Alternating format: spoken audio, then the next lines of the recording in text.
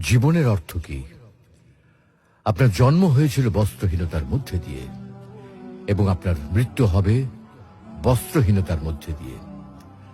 আপনি পৃথিবীতে এসেছিলেন অত্যন্ত দুর্বল হয়ে, এত দুর্বল ছিলেন যে মার সাহায্য ছাড়া খাবারটুকু মুখে নিতে পারতেন না। আপনি যখন এই পৃথিবী ছেড়ে চলে যাবেন তখনও আপনি অত্যন্ত দুর্বল আর অসহায় থাকবেন। তখন আপনার কাফনের কাপড়টুকু আপনি নিজে পরতে পারবেন না, আরেকজন আপনাকে তা পরিয়ে দেবে। যখন আপনি এই পৃথিবীতে এসেছিলেন তখন আপনার অর্থ সম্পদ কিছুই ছিল না।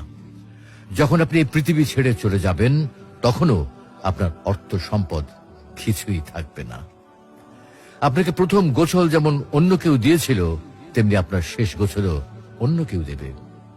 আপনি যেমন পৃথিবীতে একা এসেছিলেন, ঠিক তেমনি ভাবে আপনাকে পৃথিবী থেকে একাই চলে যেতে হবে। আপনার সঙ্গে আপনার প্রিয়জন কেউ যাবেন না।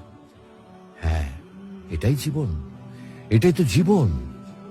তাহলে কেন এত মারামারি, এত সংঘাত, এত হানাহানি? কেন এত বিদ্বেষ? কেন এত হিংসা? কেন এত বেইমানি? তাই সকলের প্রতি দয়াশীল হন, সকলকে আপন করে নিন এই ক্ষণিকের যাত্রায়। জীবন খুবই সংক্ষিপ্ত, সুতরাং জীবনকে মহৎ কাজে উৎসর্গ করুন। সর্বদাই নিজের ও মানুষের কল্যাণ করুন, অনর্থক কাজ